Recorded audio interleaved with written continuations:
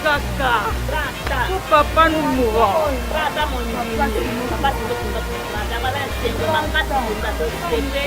Mon crier yo pas tout le monde a dit on a invité dans tout ça dans le matin et on a profité donc l'occasion n'est pas ratée. Na kei na fête na vie. Kaka, je pas la vie de rester ma casa.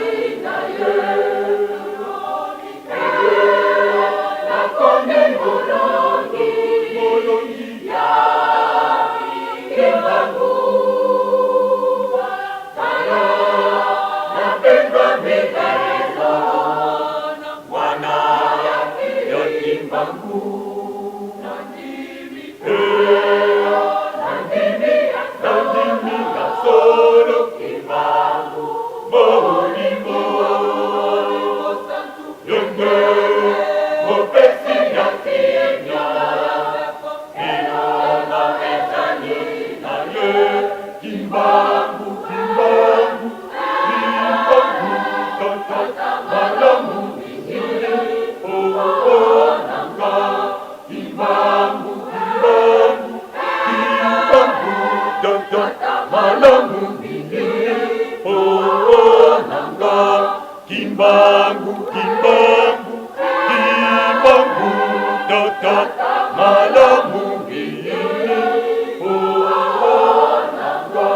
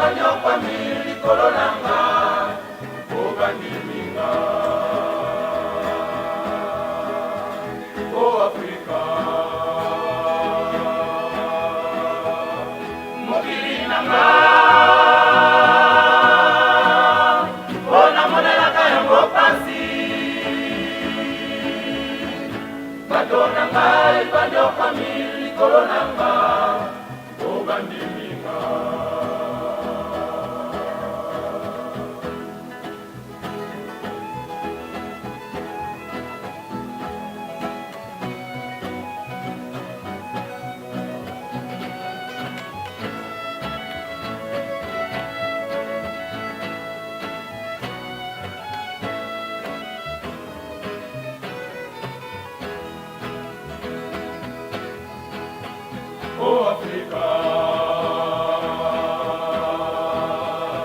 mokili nanga, ona monela kaya mopasi, bato nanga, ibando famili kolo nanga, obandiminga. Oh, Africa,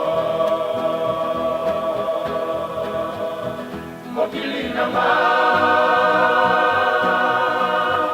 ona monela kaya mopasi, bato nanga, ibando famili kolo nanga, obandiminga. Tango ekoki na sepelisa, bambona kengo nanga, oyo nalakaka. Tango ekoki na sepelisa, bambona kengo nanga, oyo nalakaka.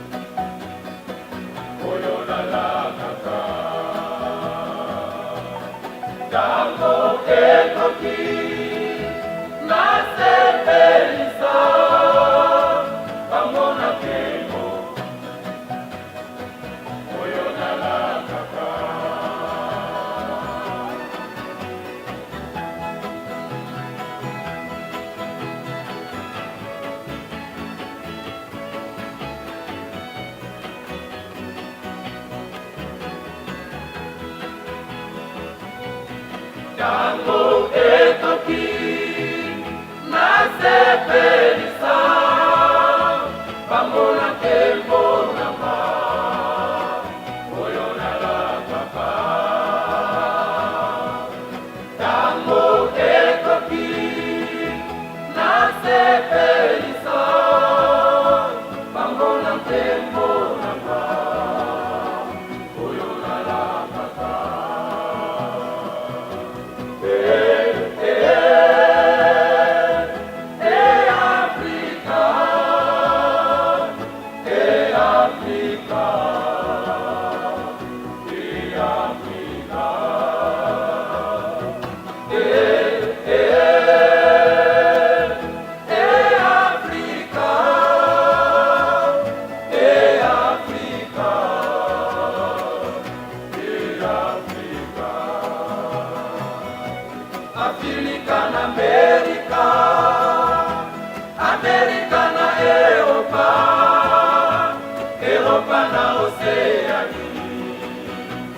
Oseani na Asia, tango ekoki na sepelisa bango na nkembo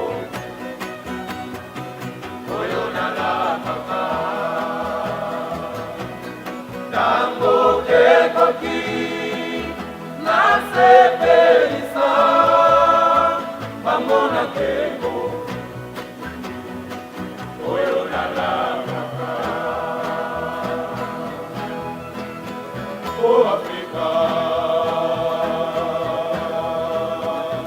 mokili nanga olambolelaka yango pasi,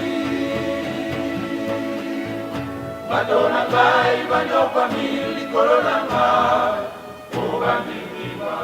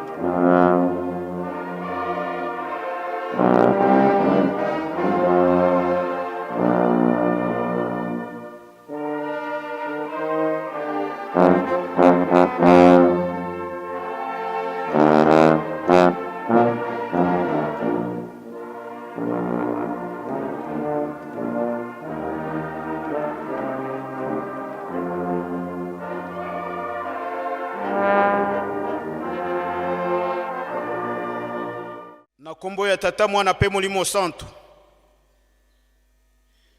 Tata nzambe nkolo Yesu tata Simon Kimbangu Kiangani. Ngai nani po ete na telema liboso ya bana na yo. Mosala oyo ezali mosala yo moko olingaki makasi. Parce que posa na yo ezalaki ya kobongola bapakano bazala bandimi. Posa na yo ezalaki ya kolongola bato na lifelo otondisa paradiso. Yango nzambe na ngai kotanga mabunga na ngai te. Nazali kaka mutu ya kaolata ngai. Batata bamama bandeko oyo bakoyoka pesa bango matoi ya molimo. Nzambe na biso tokobika pona kolia te pe pona komela te. Kasi pona kotosa mayo ozali kotinda biso. Yango tosengi nzambe na biso ete oza na kati na biso ne bandeli pe suka na kombo ya tata mwana pe molimo santu. Amen. Na kombo ya tata mwana pe molimo santu. Batata na bamama tosangani awa ezali inhabituel. Makambo mibale esangisi biso awa. 30e anniversaire ya aumônerie militaire. Na boyeyi ya bandeko na biso ba afro-américain. Yango nde esali ke lelo tosangana awa tokumisa Nzambe na makambo oyo ezali kosalela biso. Ne bandeli batata na bamama totangaki mukanda ya psaume de David. David, un roi, mokonzi munene, azali te ke azozela peut-être tango mandat ekosila, non, peut-être kaka na suka aliwa na ye, soki akufi nde bokonzi na ye sili. Mais batata na bamama azali kokanisa likambo munene, alobi nazalaka na esengo makasi. Soki bayebisi ngai ete tomata na ndako ya Nzambe na Jérusalem. Soki bainvite ngai ke tokende kokumisa Nzambe, nazalaka na esengo makasi. Na rang ya David wana batata na bamama, c'est un roi. Azali likolo ya Israël mobimba. Mais azali ko reconnaître que soki azali ndenge azali wana, ezali parce que Nzambe nde asali ye. C'est pourquoi azalaka na reconnaissance wana. À partir de l'ex nihilo, ndenge ba théologien balobaka, à partir de rien, David est devenu roi. Wana azali na reconnaissance. Yango azali ko témoigner yango. Nazalaka na esengo mingi. Soki babengi ngai ete tomata na kati na ndako ya Nzambe, na kati ya Yerusalem. Pona nini? Esika wana nde ezali efandelo ya Nzambe. Esika wana nde azwaka soutien na ye. Esika wana nde tata Nzambe apesaka ye kimia. David alobi te ke na sepelaka pona kende na ba réunion d'affaires. Soki babengi ngai. Ou bien na sepelaka po ete na kendele soki na sport. Non, na sepelaka mingi parce que soki babengi ngai ete to kende na ndako ya Nzambe, nazalaka na esengo makasi. Parce que source na ye, puissance na ye, bo moto na ye, qu'est-ce qu'il était devant na mission ya Nzambe? Azalika kamoto. Mais tata Nzambe atomboli ye. Parce que yebi ke soki azali, c'est parce que Dieu le veut. Ce qui a commis mokonzi, c'est parce que Nzambe muto atomboli. Yango wana batata na bamama, David azala kotala mokonzi na yete. D'ailleurs soko kotala banzembo ebele, azali ko yemba pe azali ko kumisa Nzambe na ye. Alors ngai nani? Yango wana batata na bamama, lelo biso nyoto tomati na Jérusalem. Na ngomba oyo ya bule. Mais tomati yango ndenge nini? Est-ce que tozalaki na esengo tango batindeli biso ba invitation? Que lelo tozana 30e anniversaire, le kambo monene islam ya wana kati ya ngomba oyo. Ou bien totondaki kaka na kotiola. Yango wana batata na ba mama. Tozalaka na komikitisa wana lokola David. C'est pourquoi David est appelé l'homme selon le cœur de Dieu. Parce qu'à tout moment, il se référait à son Dieu. Nakanisi batata na ba mama, ezali leçon monene pona biso, denge to sangania wa, to yeba ke un roi qui s'abaisse. Yango wana batata na ba mama, to yeko tanga lisusu na kati ya mukanda ya mibeko. Na version na ngai na français, na moni ba komeli ngai mutu ya mukanda balobi eza 10 commandements. Batata na bamama na biso batutuza na kan soki oyoki mutu bayebisi c'est un commandement.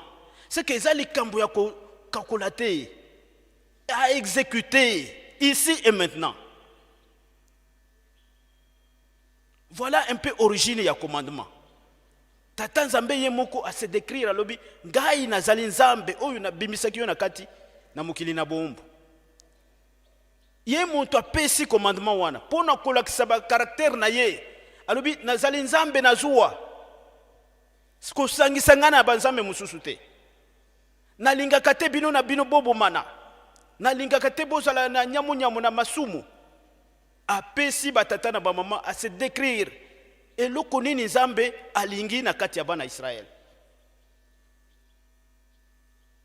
Yango wana batata na bamama na esika totangi wana, eloko interese ngai kama muke wana ezali mobeko ya kobuka lokuta.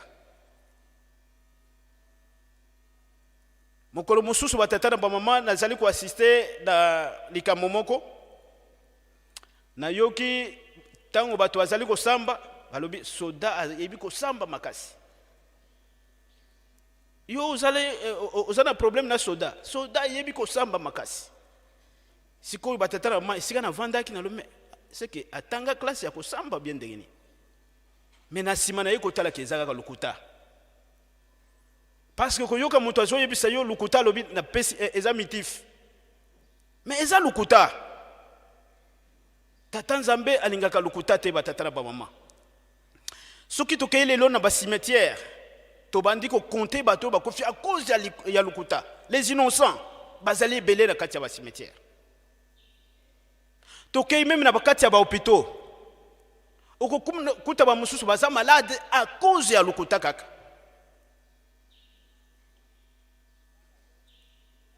Même na kati ya mabala batata na bamama, mabala mususu ekufi kaka à cause ya lukuta. Na kati ya misala pe, misala ya bato ekufi kaka à cause ya lukuta. C'est que lukuta batata na bamama ezali eloko moko epesaka kimia na kati ya bato te. Biso lokola tosangani boye, ebongi batata na bamama tolobaka moke pe malamu. Eza na kati ya famille batata na bamama ndenge toza boye, soki na kati ya libota na yo bayebi ke ye azalaka na lukuta. Na yebi ke même makambo mususu bako associer yo te. Non ya zaka moins sérieux, lukuta eleki ye makasi. C'est que batata na bamama soki tozali koloba moke pe malamu, ezali ko pesa biso pe lokumu. Ezali ko pesa pe kimia. Même na kati ya lingomba batata na bamama. Okomona ba montage ebele. On a yoka kiboy. Et tout ça. Tant on va vérifier le kuta. Tant on sali likambo na moto akei azobela comme ko regretter. Mais na sala ki likambo non ye kaka. Batata na bamama il faut to banga kanzambe. Soki to sali ko tosa mobeko ndenge ba yebisi biso. Wana Zambia ko sana biso batata na bamama. Raison pour laquelle ndenge to sali ko to zaboy batata na bamama. Okomona les 10 commandements wana lokola Nzambe apesaki yango eza parlement mon côté na kati ya mokili. Peut-être tolobi que non eza groupe ya bato basangani po ete baloba que non to sala mobeko, non, c'est Dieu lui-même. Alobi ngai nazali Nzambe. Abandi deja ko se décrire mobeko na peso ngai nde Nzambe na bino. C'est que batata na bamama mobeko ezali très indispensable dans tout zawan. Même na kati ya société. Imaginez-vous tata na maman bozana ndako. Soki papa akosaka kaka mama. Soki mama akosaka kaka papa. Libo est-ce que libala wana continuer? Ezali malamu te. Ou bien soki yo tata okosaka kaka bana. Papa pesa minerval o lobi boko sala malamu. O kozala malamu te batata na mama. C'est pourquoi biso bana tata Nzambe denge to sanganyao malamu to lobaka mokepe malamu. Ba mitif ezala te. Parce que comme tous allez kosala wana toza vraiment des chrétiens. Dena sima batata na bamama to yeko tanga na kati ya mukanda ya roi. Événement oyo ezali kosala batata na bamama na moment où royaume nyonso ya Israël batata na bamama esi ekabwana kala. Mutu lokola Akab aleki mokonzi kuna na nord parce que zaki nord avec capitale Samarie, sud avec capitale Jérusalem et consort. Alors, na tango wana batata ba mama, mokonzi Akab azaki kuna ko sala biloko moko ezago sepelisa Nzambe te. Mais na simana ye mokonzi Akab akufaki. Tango akufi, mutu akitani ye ezali Akazia. Akazia akitani ye na période où un prophète Eli azali. Mokolo mosusu Akazia telemi na balcon boy.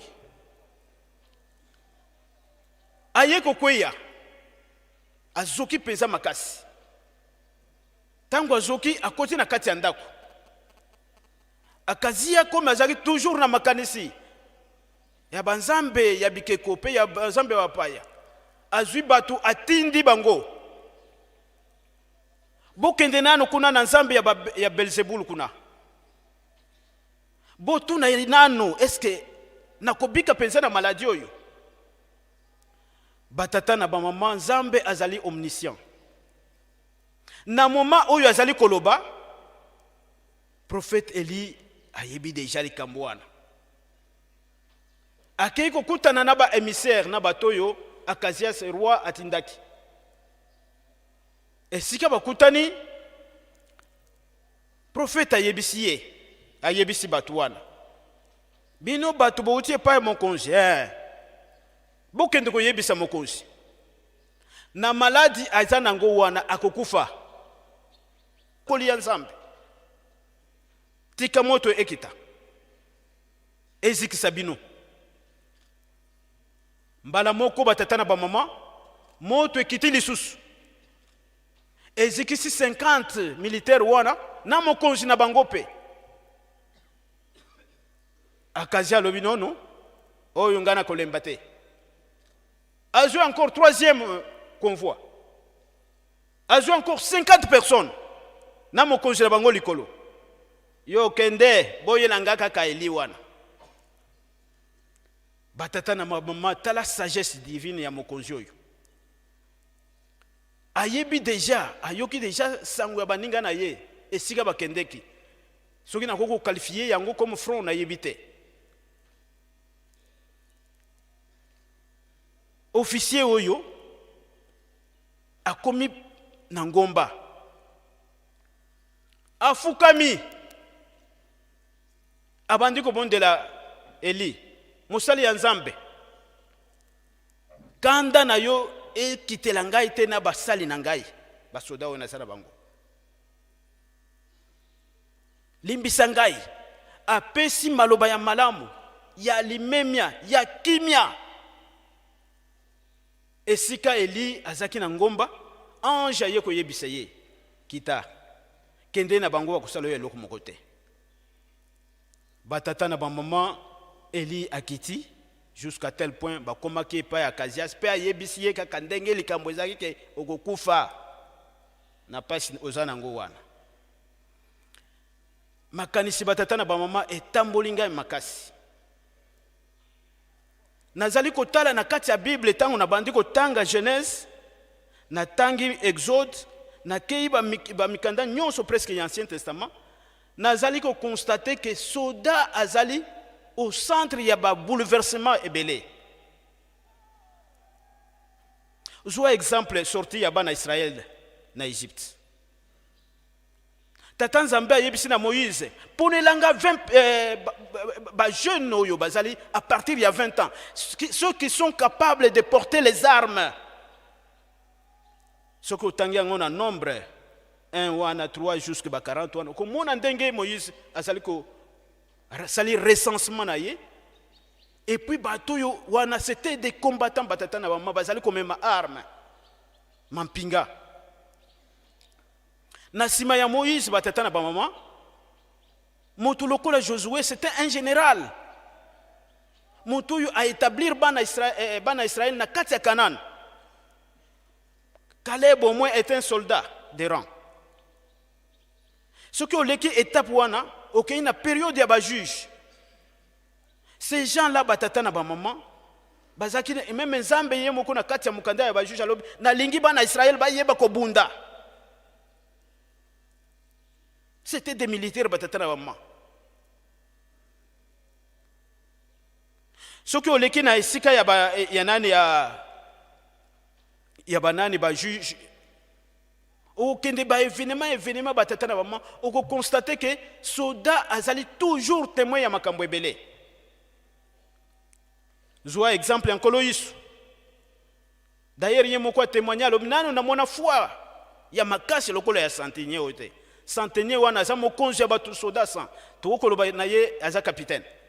Nano mona te parce que ye ko solliciter ye kolo ko ya epa na ngai te parce que na kokite tinda kaka liloba na yo kaka moko mosai na ngai ya bika kolo iso témoigner lo non nana mona penza foi ya boy na Israël te batata na bamama soko tali arrestation en Koloïs. Au centre des événements batata na bamama les militaires. Ce qui otali na ndenge bazali ko tia na Ekulusu na ndenge akati motema, ce sont les militaires qui témoignent, il était véritablement le fils de Dieu. Ezaka kunate batata na bamama. Biso awa na ngomba oyo tozali awa batata na bamama. Basoda bazali au centre ya likambo ya nkamba oyo. D'ailleurs, mokolo mususu na moni général tozagi na ya lakisinga papa omonye. Est-ce que yo uzana eloko nini mon général? Alakisinga penza tata Simon Kimbangu alatisak pembeni na ye basoda oyo bazagi na babone wana. Papa Simon Kimbangu asali boy. Alobi oyo wana ezaki côté ya Kalemi vers manono quelque part besuki ba Congo wana. De bakanga kaye photo wana. Ce sont les soldats bazingi tata Simon Kimbangu. Ce qui okei batata na bamama na kati ya prison ya tata Simon Kimbangu. 30 ans durant, jour pour jour. Papa Simon Kimbangu ne changeait qu'avec des militaires. Tala exemple éloquent ya tata Sakwa Bangu. Na kati ya nani ya video tozwaki chance ya komona tata wana. Azali kolobanga za première session major Sakwa Bangu. Nazali originaire ya Lisala, naza Ngombe. Ngai namoni ndenge tata Simon Kimbangu. Na mikolo na ye ya suka. Ndenge azali ko la kabiso.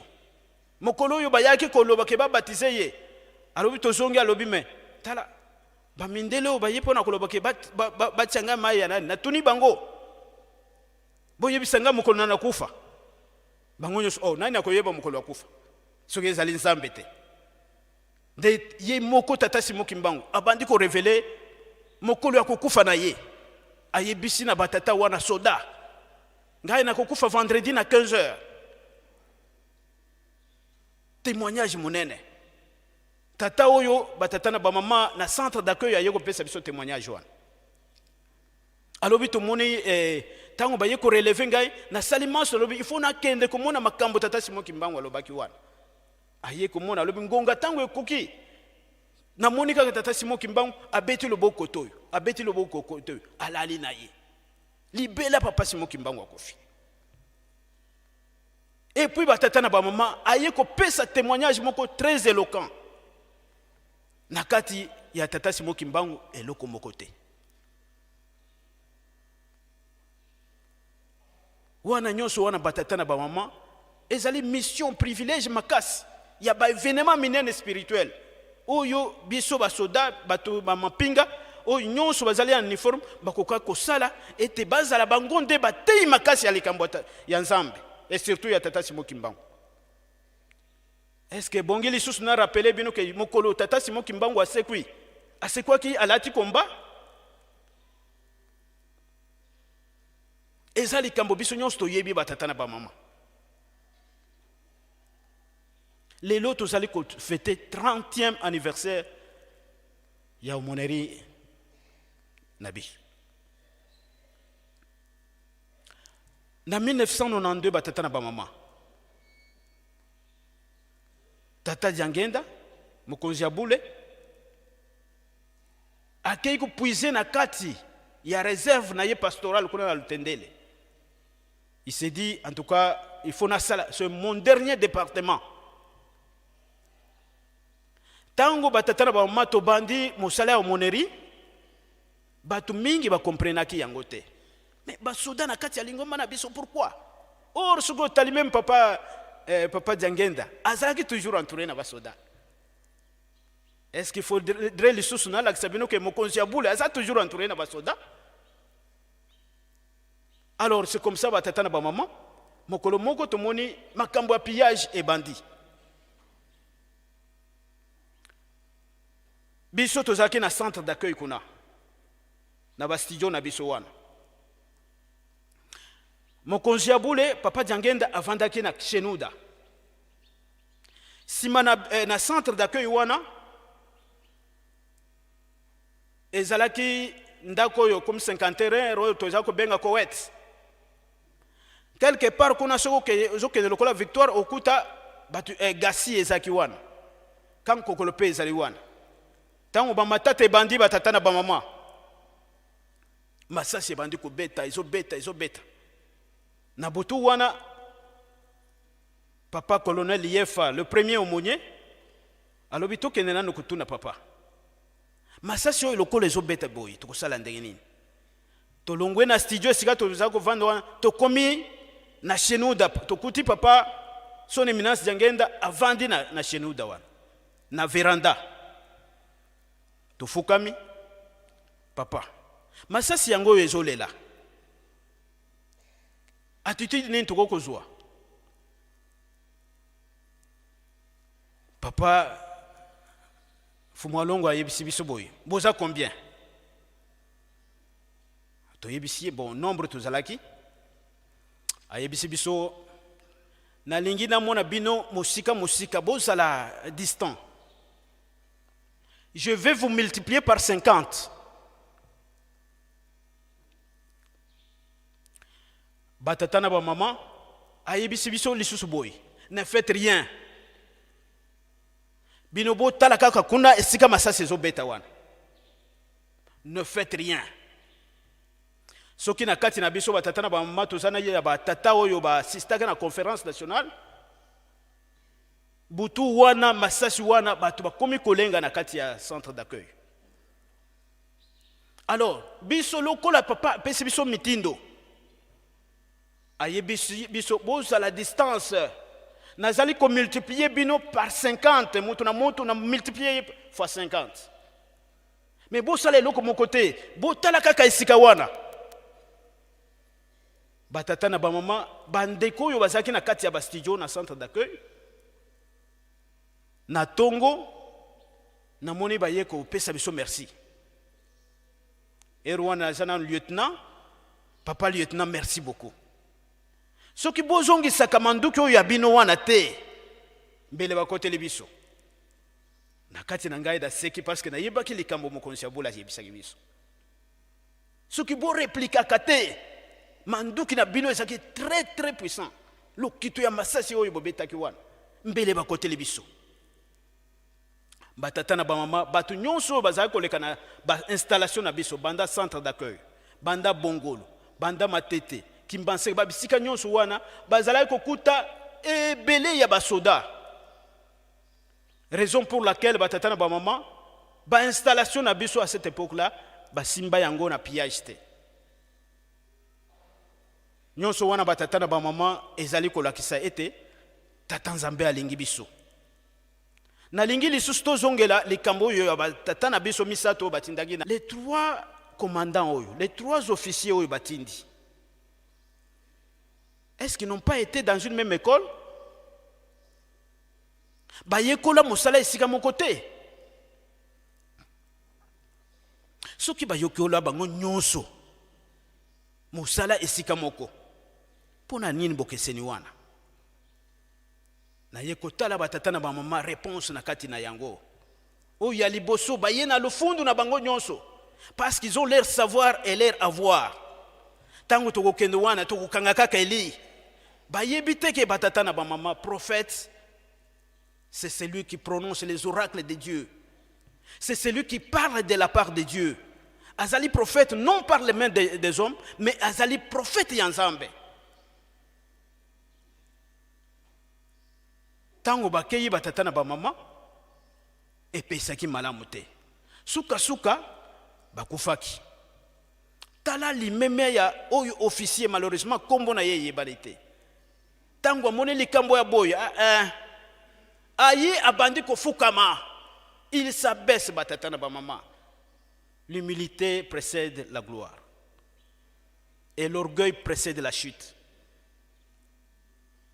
Et c'est comme ça batata na ba maman vie ya 50 hommes au nyonso ezalaki sauvé siko tata na maman nazali komituna ngai pour le moment nazali komituna lelo soki tozali na baresponsabilité ebele ezala biso basoda ezala côté ya bacivile mais soki otali batata na bamama lelo tokomi presque ridicule. Baproblème oyo tokokaki korésoudre tozali lisusu à mesure ya korésoudre yango te. Est-ce que ce n'est pas parce que nous comptons sur nos connaissances, nos capacités humaines? Tata maman kobosana te que il n'y a pas un secteur oyo nzambe abosani. Ezali na secteur moko te oyo kokoloba ke ezali kotambola na ndenge nango. Ebongi batata na bamama ndenge toza wana. Malamu na likambo ya boye. Avant bapesi yo mission, bapesi yo musala, bapesi yo mokumba, lekisa nzambe liboso. Na kati ya limemia na komikitisa. Lolendo batata na bamama tomoni koma esukaki na bandeko na biso mibale wana. Ndenge na wuti koloba tokomi presque ridicule. Un petit problème na kati ya mboka na biso, tozokoka lisusu te. Je me rappelle que na Israël batata na bamama, on a multiplié les pains et les poissons. Mais à Wepanabiso, on a multiplié les militaires fois 50. Et pourquoi dans tous les problèmes, on a batatana bamama? Tout quoi associé peut que senga soutient un concours et embêté. Parce que s'il y a l'échec à un certain moment, il faut ça, tout ça là quand même, totali, même bateau, batambu ça remonte à un certain moment au talisima. Est-ce qu'ils allaient au tambour la malam? Les loba tatana ba mama, tozali na mokonzi ya bule. Makambo ebele azali ko yebisa biso. Soki to capitaliser yango. Et que les kambo nyonso to lingi to sala. To ye ko tuna ye na limemia nyonso ko imposer yete. Papa to sala ndenge nini pona likambo boy. Na kanisi ba tatana ba mama to ko sala toujours victorieux. Tala mokonzi oyo tango akei na limemia nyonso amikitisi asengi na mosala ya nzambe na prophète ya nzambe limbisa ngai mabe yela ngai na batu na ngai te à cause ya sagesse divine ya tata oyo batata na bama 50 personnes ont été sauvées. Naza komituna siko sort ya 100 personnes ont bakufaki liboso wana. Quel est le sort de leur famille, les veuves et les orphelins? À cause ya mauvaise compréhension, à cause de l'olendo, à cause de kozanga komikitisa 100 personnes nyonso bakufi. J'ai dit même 102 parce que bakonzi bazawana kuna nani wana. Tata mama yo se comporta kandenge ni liboso ya likambo ya munene oyo ya responsabilité munene to pesa meni. Ezala na ba paroisse, ezala na l'état, ezala na armée. Est-ce que osala la parce que yo otanga ba université belé. Les lois batatana ba mato comme confondu. Toutes les écoles to silisi yango. Mais il y a des problèmes parmi nous toujours silisi yango te. Est-ce que moyen ezalité batatana ba ma to kende et pas ya source des sources. To senga ye papa, qu'est-ce qu'on peut faire? Pour te likambo et si la malam. Je me rappelle batatana ba mama dans l'Ancien Testament prophète à Salaki à mettre en déroute toute une armée à Kangi Bango en otage. C'est que batatana bamama le spirituel ezali kolo ya nyonso. C'est pourquoi tozali ko senga na batatana bamama. Tozali na mokonzi na biso azali yawo. Ce qui est moko lobi ka je vais vous multiplier par 50. Qu'est-ce qui est difficile pour être biso tout se rabaisser? Papa, tu as un problème, par exemple, dans tel secteur. Sunga biso. Akola kisa biso nzela, nini togo kolekela. Yango wana batatana ba mama, moko na biso, omitala yo moko osala kandenge nini. Na makasi ya yo moko kaka. Ou bien olekisa kanzambe liboso pour être solution na yo, ezala durable. C'est pourquoi batatana ba mama, toye kotanga lisusu mukanda, Ototangi, il y a Psaume 26, 126. Nangomba o to telemio batatana ba mama makambo ebele elobama kiawa. Tata Simo Kimbangu azalaki poser ba acte de puissance spirituelle. bakufi baseku yao baaveugle bamoni mutu nyonso azalaki na baproblème awa na kati ya nkamba Nouvelle Jérusalem batata na bamama solution ezwamaki awa na kati ya nani wana tata Simon Kimbangu ayakaka mpona kosala ba miracle te. Il a dit des oracles. Oracle eza nini? Maloba ya Nzambe. Awa lobi na biso mutu mwindo kozala mundele. Est-ce que tu reconnaîtras que likambo na eza tata Simon Kimbangu na 1921 s'il vous plaît. Lelo tozali na centenaire batata na mama. Depuis que tata Simon Kimbangu asala makambo ya makamusao. Nakati ya makamusi wana, il a commencé d'abord à libérer les captifs. Parce que na période wana batata na maman qui pouvait encore hausser les tons. Au moment où mindele bazali awa. Na période wana batata na maman, na kanisi mutu asuka ezaki peut-être sergent. Kaka na likambo tata Simon Kimbangu aloba wana batata na maman, tokomina ba généraux na kati na biso. Ba konzi ya l'état minene. Tokomi na ba grand pasteur na kati na biso. Likambo wana elobamaka awa na kati ya nkamba Jérusalem. Non seulement elobamaki aye lisusu kolobela likambo ya ba captif. Bakozonga o bakendeki wana. Batu mwindo bakei wana bakozonga. Yango wana batata na mama na psaume tutangi alobi me ezali esengo makasi. Tuzana esengo makasi parce que baoyi bakendeki bazongi. Ezali nini batata na mama ezali dans le plan divin ya papa Simon Kimbangu. Alobelaki yango lelo batata na mama tozali nakokoloba Nzambe alingi biso makasi. Tozali ko vivre likambo oyo bandeko na biso bakenda Amerique bazongi. Ezali esengo makasi. Ndenge toyoka totanga na kati ya Biblia esengo na liboto oyo ezali na Nzambe comme tata na bango. Biso batata na bango makambo nyonso tata Simon Kimbangu aloba nango. Tata Simon Kimbangu kiangane lelo azali ko kokisa likambo moko. Siko tosala ndenge nini batata na mama. Tosala confiance na ye. Parce que ya yebe esika azali ko mema biso. Nani ayebaki batata na mama tango tata Simon Kimbangu na 1921 azali koloba likambo akoloba ke ba oyo bakei bakozonga ba koko na biso mbuta na biso azako mituna ekozala ndenge nini ba mususu ba brûler en vie po ete ba mona likambo wana ezali ko salama na momao bazana na en vie. Yo tata yo mama na ngai mei toza ba privilégié likambo tata Simon Kimbangu aloba lelo batata na mama 100 ans après yango ezali kokokisama. Voilà pourquoi tozali koloba ba parole ya papa Simon Kimbangu. Ce sont des paroles puissantes. Makambo nyonso azali kote ya biso yango tozali komona ekokisami na moma ya biso. C'est que Nzambe alingi biso. En retour batata na mama tosala ndenge nini? Tozala reconnaissant tolanda ye. Parce que zana likambo mo côté oyo aloba ekoleka. C'est pourquoi na kati na biso eza même ba mususu bazala ba promesse. Tata mama kangama nango. Tata Nzambe aza mwana Adam te po akosa. C'est pourquoi batata na maman ndenge tosangani boye tozali na esengo makasi. Côté tozana 30 ans durant ya likambo ya homonerie. Papa Djangenda a décidé à l'obéir, c'est mon dernier département. Et c'est vrai, c'était son dernier département. Pour être batata na maman, il y avait une très longue histoire na batata na biso ba militaire. Il suffisait seulement na kati ya camp au bande kosambela likambo Simon Kimbangu.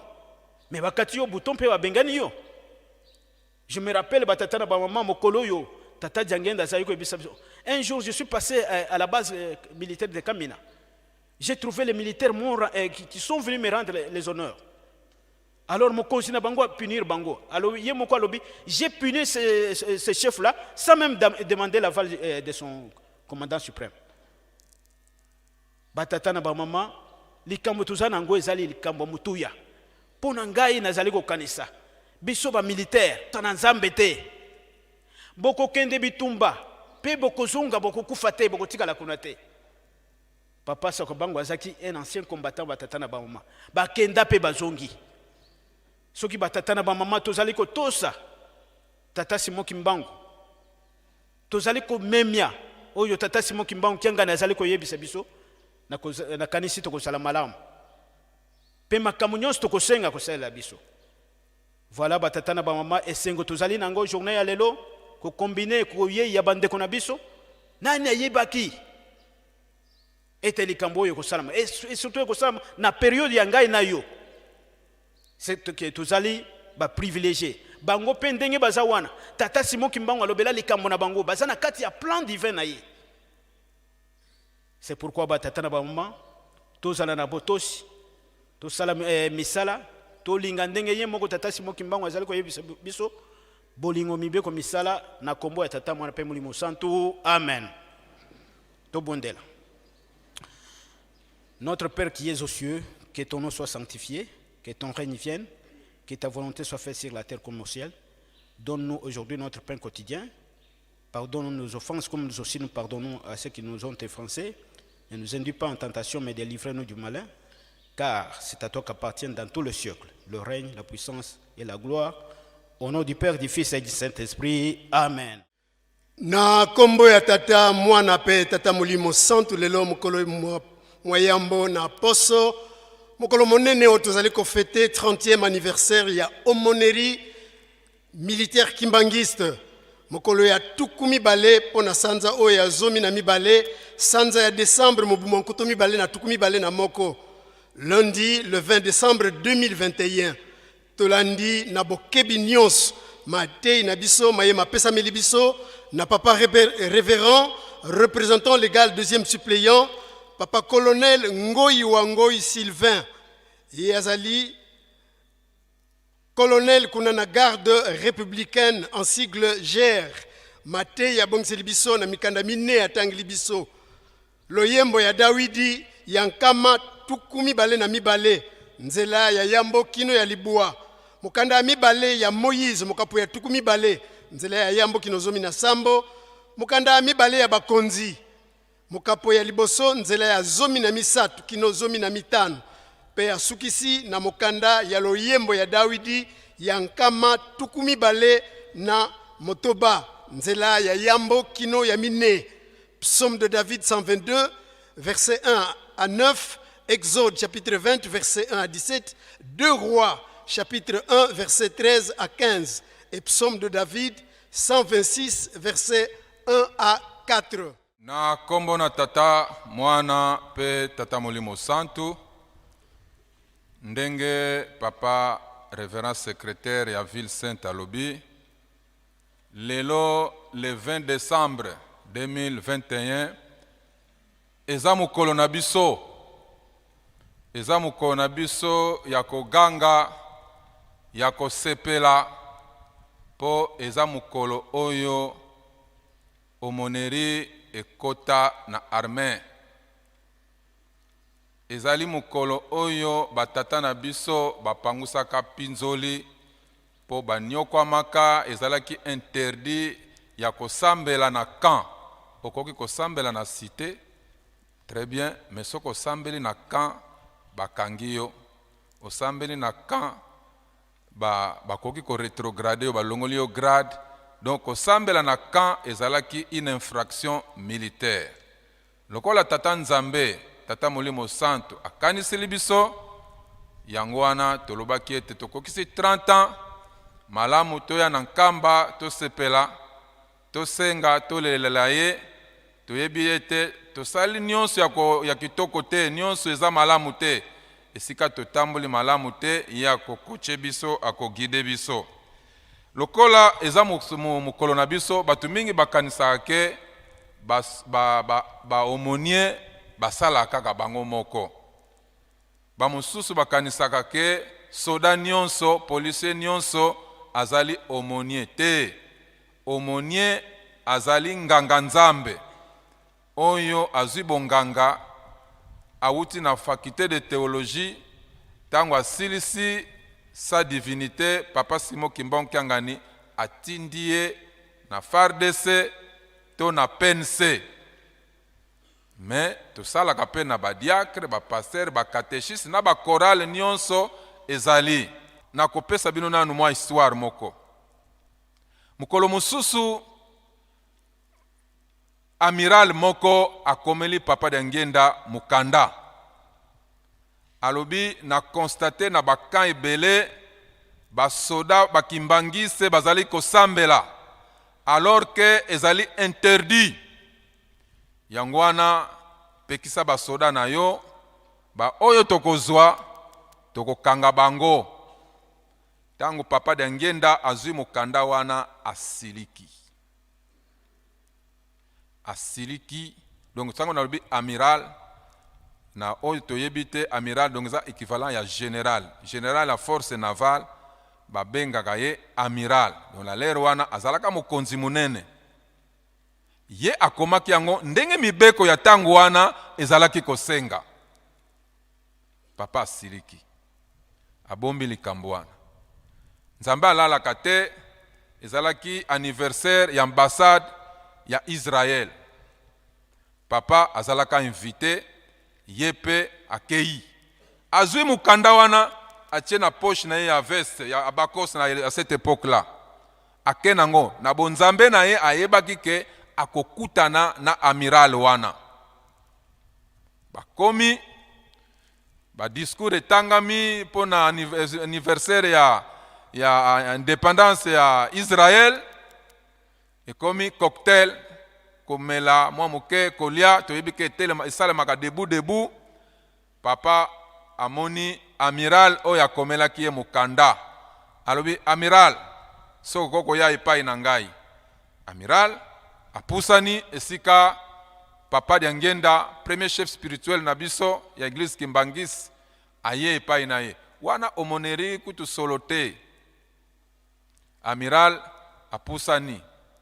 Alobi yo il faut okomela ngai mukanda ete basoda na ngai bakoki kosambela na bakante. Est-ce que oyebite soki yo okomi amiral lelo oyebite na pona tata na ngai mutu amonaki passe 30 ans de prison? Est-ce que tango tozwaki indépendance tozalaki na combien d'officiers na armée? Lelo yo fozwa kilo okomelanga mukanda ndenge wana. Amiral tango amoni mokonzi abule asiliki comme tout soldat qui se respecte, tout officier qui se respecte, alobi à vos ordres na sengi bolimsi papa tokobongisa. Phrase wana nasepelaka nango mingi. Alobaka tokobongisa. Éminence tokobongisa. Oui, babongisaki parce que le 20 décembre ya lelo omoneri ekoti na armée babongisaki. Tokobongisa na bakan tosambelaka na biso librement bakangaka biso te. Tokobongisa na kan même ba pied gauche bakosala défilé na bango bakoloba na bango te ndenge nini bolati boye même na ba fête ba Noël carnaval batu bakowuta centre d'accueil bakokota na bambunda neti biso na kan kokolo mona ba pemba fongoli porte mais na kala bakosala yango te. Tokobongisa. Le président nyonso bazoko se succéder pour ne pas parler de l'actuel commandant suprême. Abongisi azoko continuer na kobongisa wana atindi oyo ako représenter maison atindi oyo ako représenter maison militaire. Mais tango natangi kombo na ye général de brigade Lukwikila Metikwiza. Lukwikila Metikwiza. Pondima oyo ezali koya. Lukwikila Metikwiza. Nkia mambu makwiza kusentwala. Meba futi kwikila votata simu kimbangu kiangani mwanda velela. Lukwikila Metikwiza. Kiama metakwiza nsamu wa mbote tata simo kimbangu kiangani mwanda velela. Tata simo kimbangu kiangani azali molimo santu bondima makambo ezoya. Lelo akomi awa pona ko représenter chef ya maison militaire. Avec tout le respect, mon général, tosengi général de brigade Lukwikila Metikwiza atelema lingomba epesa ye mbote.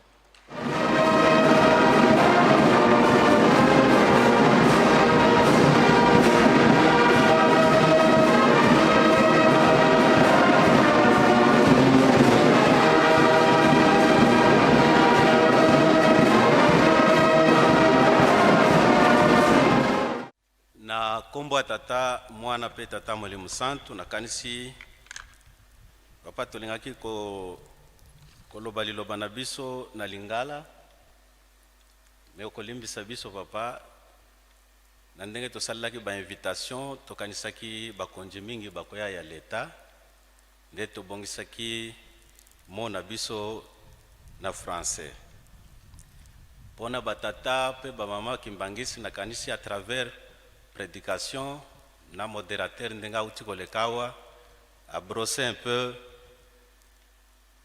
histoire ya aumônerie militaire na kati ya Mapinga. Tokoloba mo na biso muke pas au vrai sens du discours mais ali loba ya bana na yo ya kati ya aumônerie epai ya yo tata Mkonja Lingomba. Mot des aumôniers phares de CPNC à l'occasion du 30e anniversaire de la reconnaissance officielle de l'aumônerie militaire kimbangiste au sein des forces armées de sécurité de notre pays. Sa divinité Papa Simon Kimbangu Kiangani, chef spirituel et représentant légal de l'Église de Jésus-Christ sur la terre par son envoyé spécial Papa Simon Kimbangu, aux représentants légaux premier et deuxième suppléants ici représentés, nous avons la présence de Monsieur le chef d'état-major au représentant du commandant de la maison militaire du commandant suprême des FARDC ici représenté. Nous avons Monsieur le secrétaire général à la défense, mon général ici représenté, distingués invités en vos titres et qualités respectifs, tout protocole observé, Monsieur le fidèle Kimbangiste. Pour le fidèle Kimbangiste, l'année providentielle de 2021 était proclamée par les chefs spirituels comme année du centenaire. Pour la simple raison que cette église a totalisé 100 ans de son existence depuis le 6 avril 1921. Comme cela ne suffisait pas, le 12 octobre de cette même année, nous avons fêté les 70 ans de la naissance de Papa Simon Kimbangu Kiangani, l'actuel chef spirituel, à la même date que son grand-père mourait à Lubumbashi, qui totalise aussi 70 ans de la disparition physique de Papa Simon Kimbangu. Comme cela ne suffisait pas, à la fin de l'année centenaire, et ce sont les 30 ans de l'évangélisation de l'église kimbangiste au sein de nos camps militaires et policiers. Est-ce que c'est une coïncidence? Est-ce que c'est un hasard? On ne sait pas.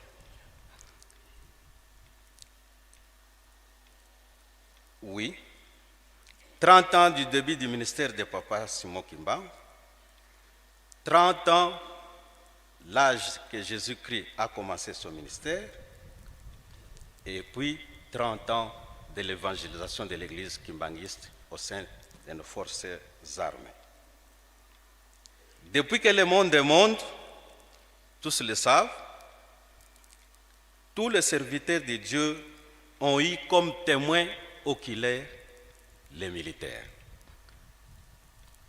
Sans exception de personne, tous ont été encadrés par les militaires. Et ce sont les militaires, je peux dire, qui savent les secrets spirituels des hommes de Dieu. Nous l'avons vu avec notre Seigneur Jésus-Christ.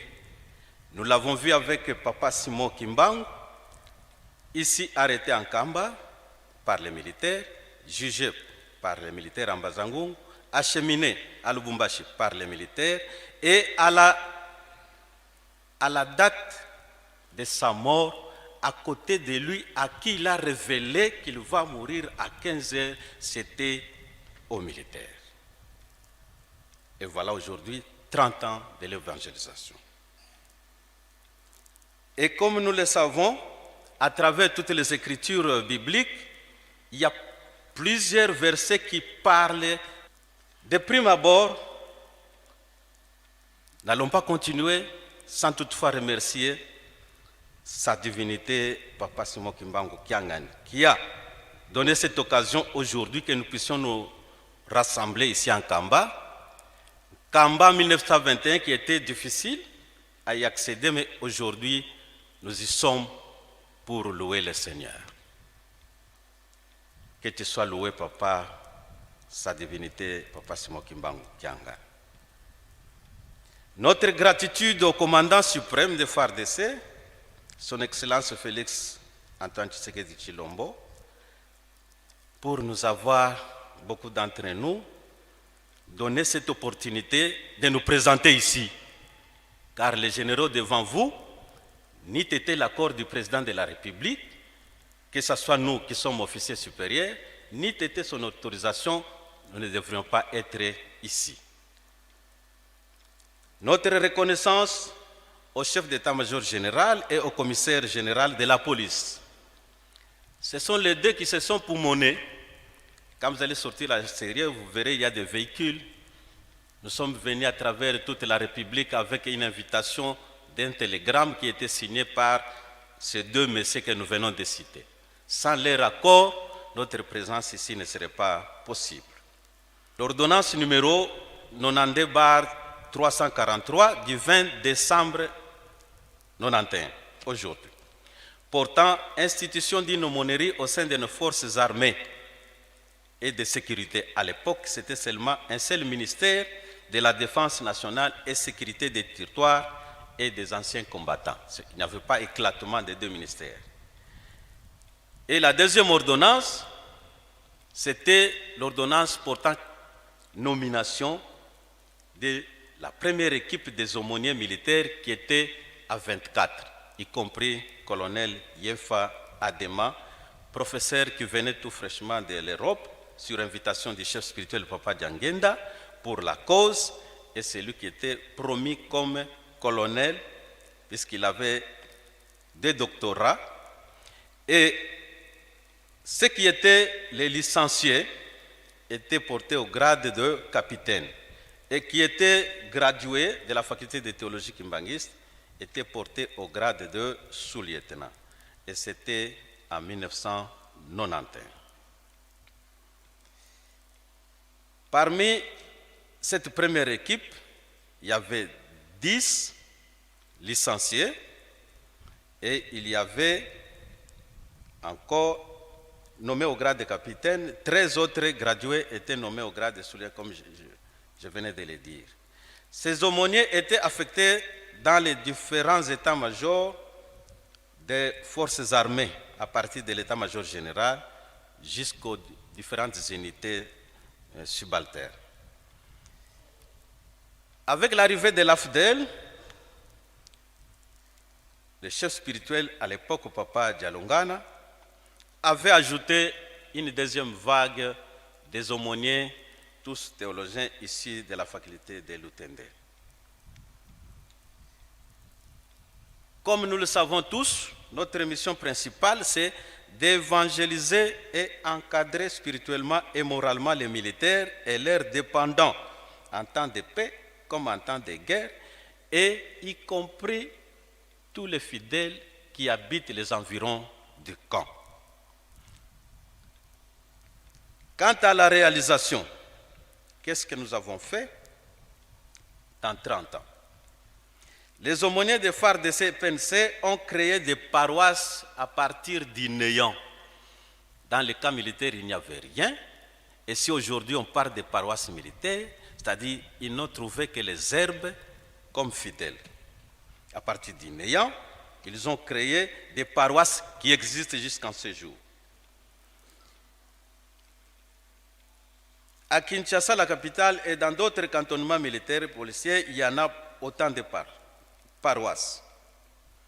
Nous avons aussi organisé dans chaque paroisse des mouvements, associations de l'Église, tels que nous les avons dans nos paroisses de l'Église civile. À savoir, nous avons des dirigeants, nous avons les GTQ, nous avons les surveillants, les flûtistes, l'association des mamans, des papas, scoutistes, etc., qui fonctionnent dans toutes nos paroisses en collaboration avec les paroisses civiles ou nos paroisses mères de l'Église civile.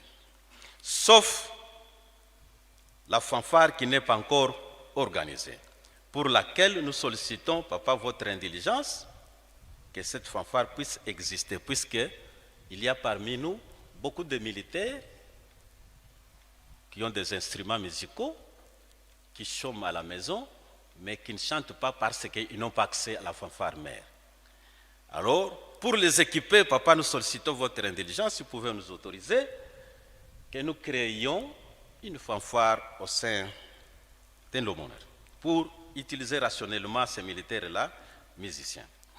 Nous estimons un effectif actuel de tout ce que nous avons fait comme travail dans 30 ans, plus ou moins 3000 chrétiens au sein du FARDC, dont 106 pasteurs, 217 diacres, 175 catéchistes, 355 concierges et 2000 quelques fidèles au sein du FARDC. Quant à la police, nous avons 72 pasteurs, 185 diacres, 160 catéchistes, 215 concierges et 1230 fidèles. À l'avènement de l'AFDEL en 1997, l'armée a connu une réforme. Quand Mosé est venu, on a scindé le ministère de la Défense nationale, qui était un à l'époque, en deux, c'est-à-dire le ministère de la Défense nationale et le ministère de l'Intérieur. Alors, on a scindé aussi l'aumônerie. C'est alors que nous allons voir la présence de deux aumôneries, une de FARDC et l'autre de la PONUS. Sur demande de Papa Simon Kimbangu Kiangani, on a pu désigner à l'époque Major Kalonji, à l'époque qui était encore major, pour créer l'aumônerie de la police, et colonel Yefa comme aumônier en chef de FARDC. Tous étaient nommés comme aumôniers en chef. Et plus tard, Papa avait recommandé 16 pasteurs de la faculté de théologie pour créer cette aumônerie nouvelle qui était l'aumônerie de la PNC. Et le 20 septembre 2005, tous sont affectés au sein de nos unités de la PNC. À la mort de l'aumônier en chef de FARDC, colonel Yefa, d'heureuse mémoire, papa, le 25 janvier en 2008, c'est ainsi qu'il a plu au chef spirituel représentant les gars, à l'époque, Papa Simon, c'est toujours Papa Simon Kimbangu Kiangani, de nommer révérend major à l'époque, Chinime Kasombo, votre serviteur, Célestin, pour succéder colonel Yefa. À l'époque, j'étais encore son adjoint. Quelles sont les difficultés, papa? Il y en a nombreuses, on ne peut pas les citer toutes ici. L'implantation de nos paroisses au sein de nos camps militaires n'était pas une œuvre facile, puisqu'il n'y avait rien et il fallait commencer de rien pour créer ce qu'il y a aujourd'hui. Nous n'avons pas eu la tâche facile. Il y a de ces commandants qui étaient favorables à l'église kimbanguiste, Il y a certains qui étaient farouchement opposés à cette église, mais hélas, avec votre concours, papa, on a pu faire ce que nous avons maintenant. Nous avons une carence en termes de bâtiments. C'est vrai au phare d'essai, nous avons une dizaine de chapelles aux dimensions de petits temples. Nous avons des tribunes et dans les coins reculés, nous prions toujours sous les hangars qui ne sont pas tellement modernes. Nous avons beaucoup de problèmes sur le plan financier. Même les tâches, papa, que vous nous aviez confiées à construire ici les maisons, si vous avez vu ce qu'on a pu faire là, c'est au sacrifice. On s'est sacrifié avec le maigre que nous touchons, avec le peu de fidèles que nous avons. Et nous avons pu réaliser des petites œuvres que vous voyez. Ça relève de notre grande difficulté que nous avons. La guerre à l'Est, vous le savez très bien, nos aumôniers sont toujours là, Kimbanguis catholiques ou protestants sont toujours là, et nos militaires tombent du jour au jour. Nous sollicitons, papa, en tant que notre Dieu, que vous puissiez faire quelque chose, que la guerre cesse à l'Est. C'est parmi les difficultés. Ensuite, nous avons une grande difficulté. Parmi les 24, il y a déjà 4 aumôniers qui sont déjà morts, y compris lui-même colonel Yefa, que nous sollicitons que leurs âmes reposent en paix. Et dans 5 ans, cette première équipe qui totalise parmi eux 30 ans, sont à l'âge de la retraite, papa.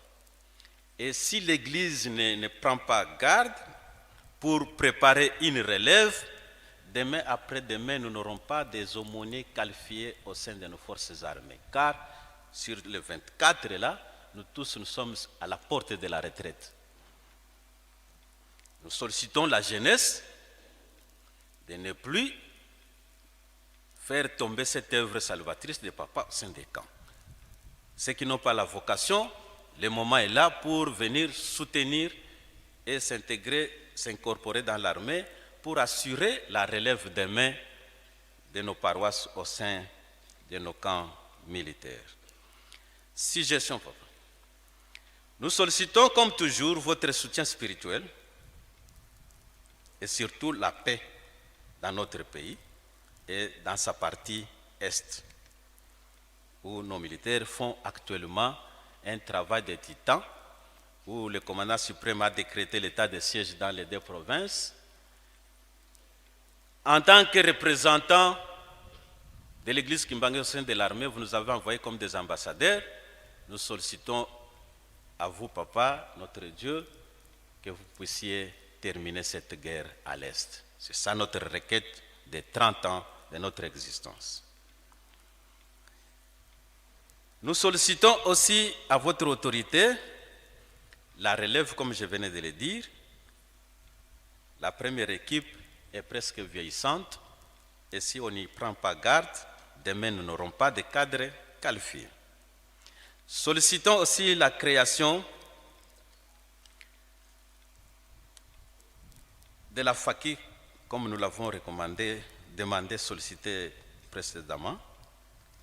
Et enfin, dans les services de sécurité, que chacun puisse rentrer avec une bénédiction spirituelle.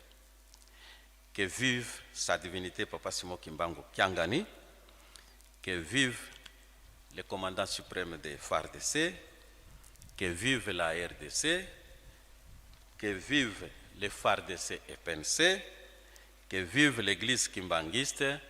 Au nom du Père, du Fils et du Saint-Esprit, nous vous remercions. Tusamba. Entsamu za mfumu wetu Yesu Kristo, yezola kwa nzambi wa seditu, ye untwadi wa mwanda velela, bika wa kalanga yetu tuka kwa yelemvu, se mwane mwanda velela. Amen.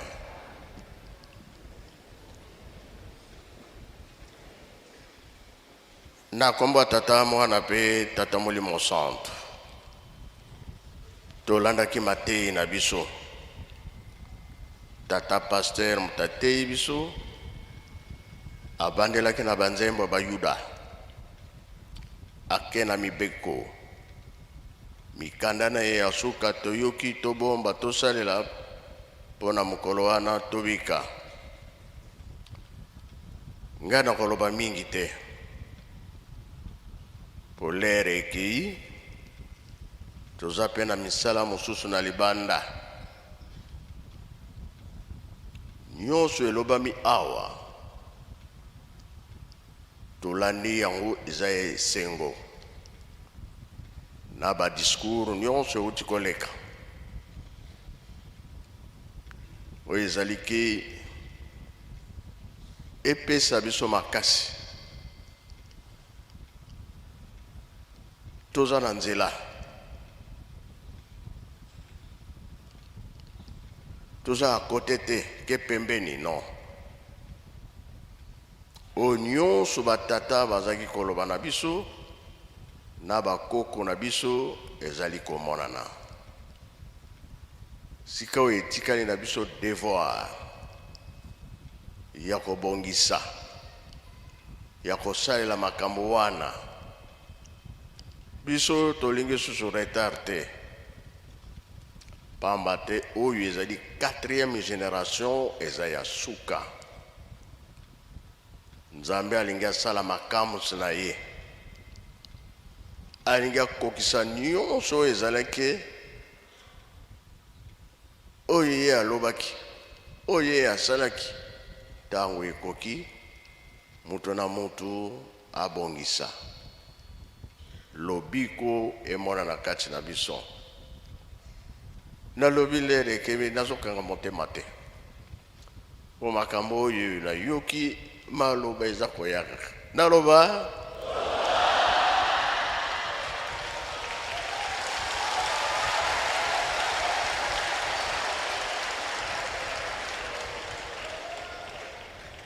po bandeko na biso bauti na États-Unis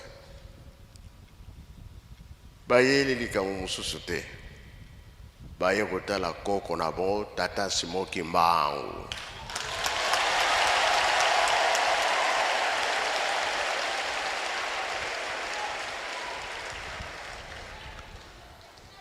esika bango bazali ata bolakisi bango nini ata bosali bango nini kuna bazali te programme na bango kaka kuna bifunda si ekangama balingi bazonga wapi bakokomela wapi mabele tokopesa bango to tokopesa bango tokopesa be tokopesa te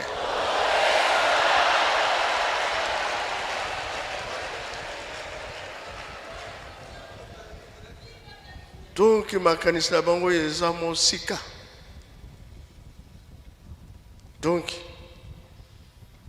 biso soki tobongisi te toyambi bango te banani lisusu bazali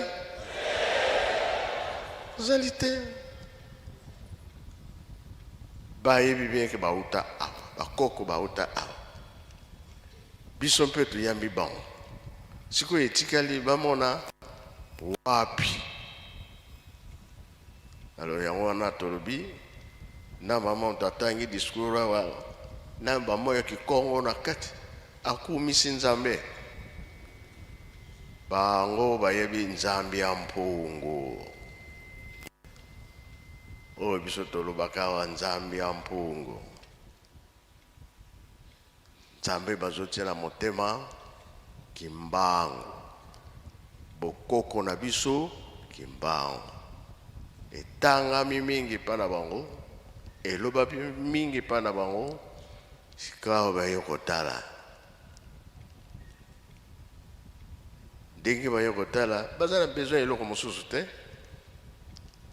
awa kaka yango toloba mingi te mais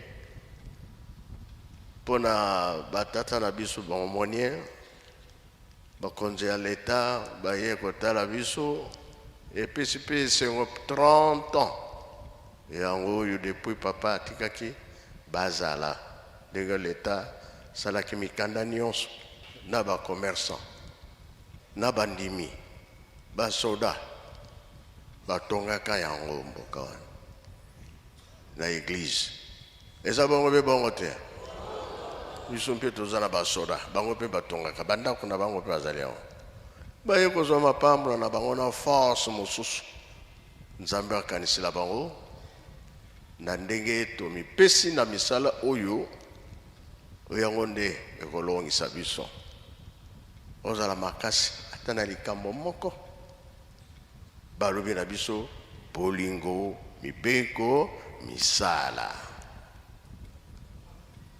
yebisa bango nalingi nayebisa nzembo moko na jejeki mpo na biso loposo mwindo promese nzambe apesa biso ntango nasalaki mokili loposo mwindo mpe nasalaki yango bango soki bazwaki un quart biso combien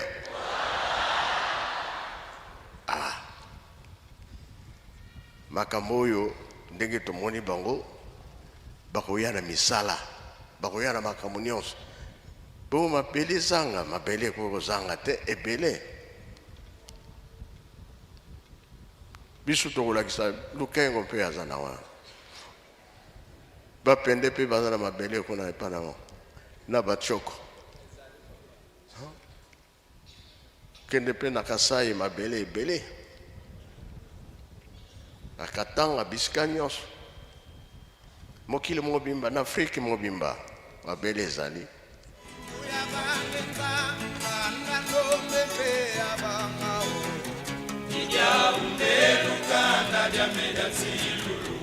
o expliquer bango bino bato oyeki Kongo na Lingala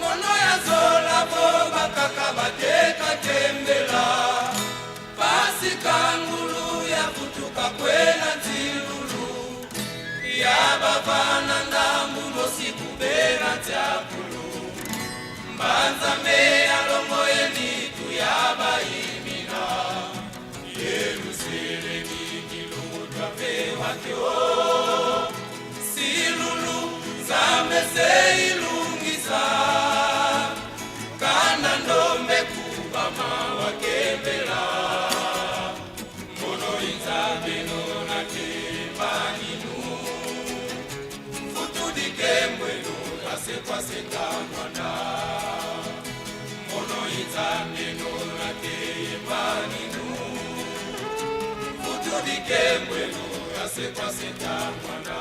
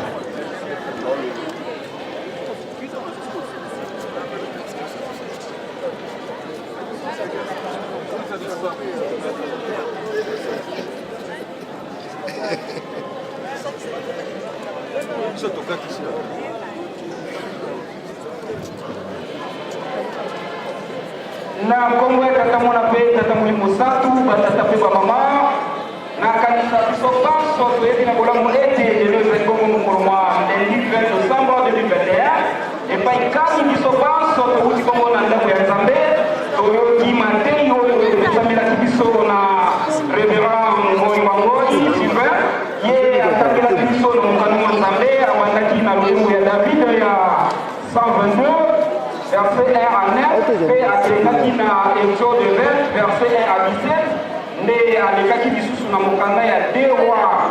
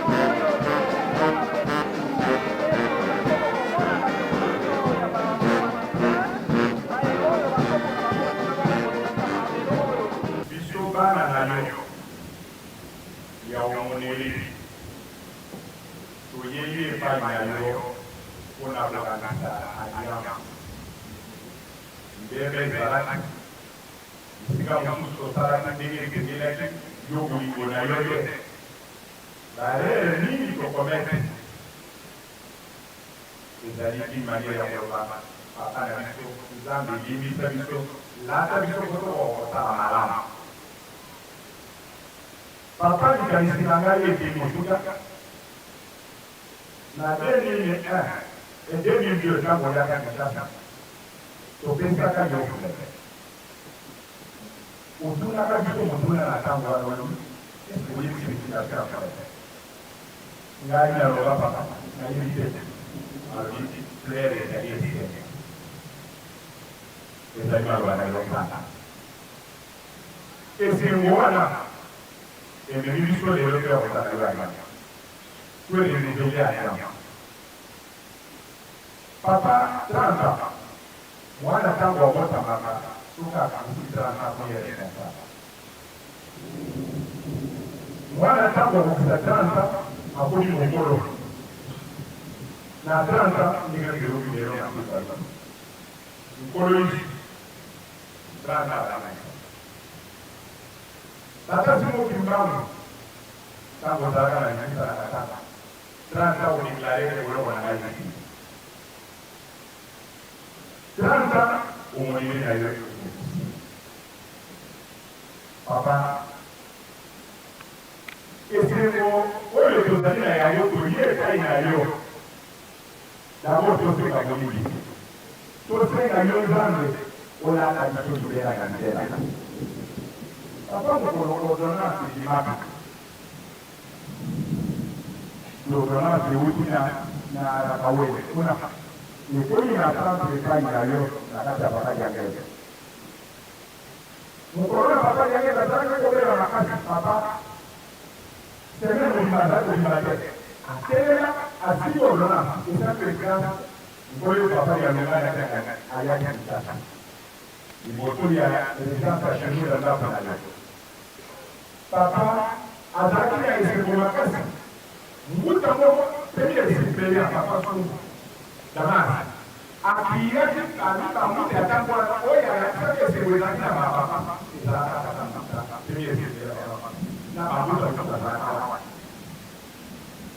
Papa, nataka faraja nenda uyolo na faraja nenda. Sana faraja nenda mambo. Na isikwana papa adimamosende, yeye kwa hiyo mmoja shasha. Atela papa. Tomoni papa achelo koko chaki no na poshi. Adimisi envelope. Ale papa yepa. Na isi papa ikalaka esenyo. Dua mbele kwa kodi. Kendana batu bana na yo, baonye na yo. Kwa hiyo kwa fete. Hapo mpataka kama mwana ndani. Na tangu za desi hapa nikaka mimi zaidi. Papa kwa mbele. Tukijina vitu kwa kundi na ina papa tupika kama kwa wana nafasi. Tuliaka. Tuliaka shughuli ya kuota ya mwana sita kwa mwini. Papa kwa kuona na yote ndani ya kile pale. Mwana tangu kwa bibi na mimi. Omoni patalo ya hapo hivi ndio. Wana iko mwana ya ngene mfusu. Ni ndio la ndio na Mungu wetu tata na ya mbele ya kila kitu. Papa si mtu baba. Sasa ndio huyo ukukisi. Tuoje akana makolo na yo.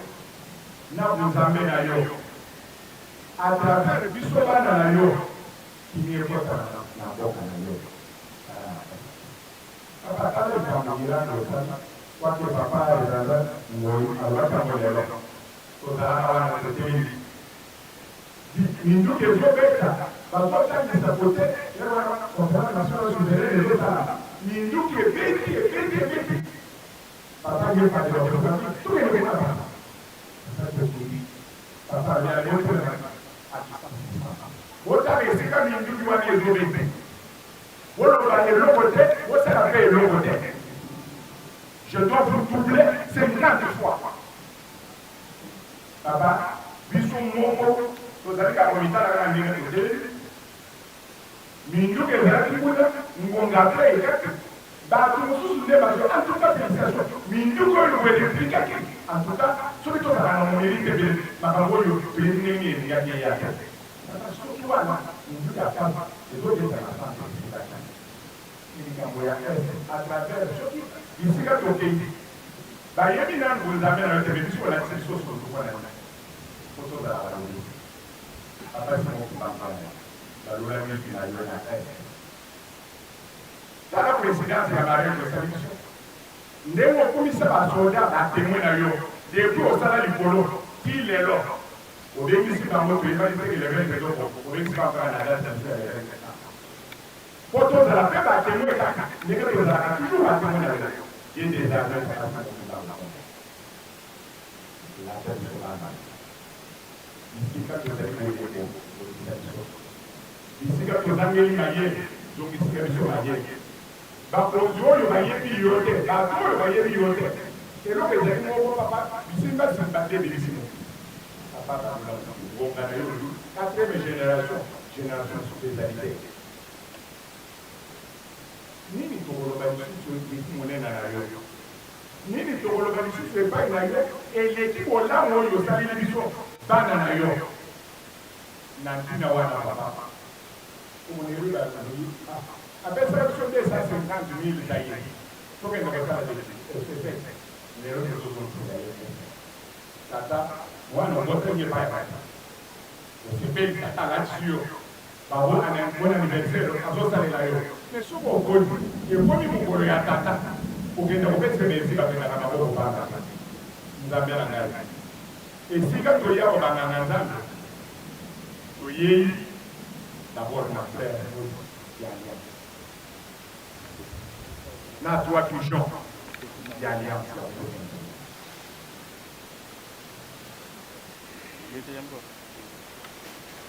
Papa, tinda biso esika olingi, po ezalaka mokano oyo tokata biso na yo. Papa, apara ndele na bapardon, biso tolobi na ndako. Lelo, nyonso tobemi na bakambi wana. Bango ya ngomba babisa biso papa.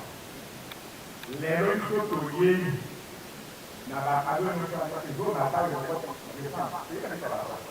ezokende na ndako. Et de politique alliance puisqu'on peut faire des choses alliance toye na ngombe toye na meme toye na ndongo na yo oyo tomotolaka toye na biloko na yango nyonso alanga toye na kakazo ndenge na ndenge awa nyonso ezali awa na famille mutu kengoko tokokenda koyebela ngo na ndako po ezali biloko ya tata simokibango ya lingomba te me ya tata na mwana lokola tata asalaka mpe mpona kaka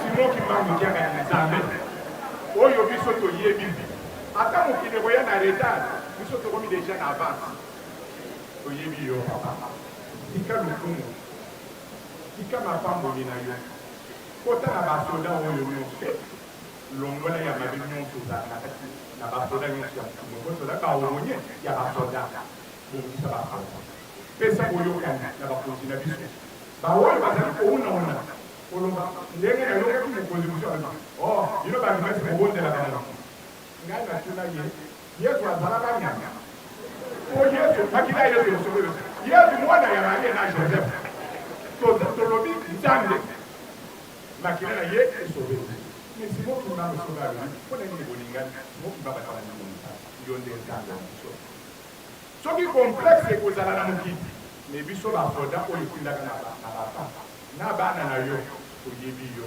lata mpe bakonzela biso limbisa bango po tobenga na bana na yo lelo libela na libela na kombo ya papa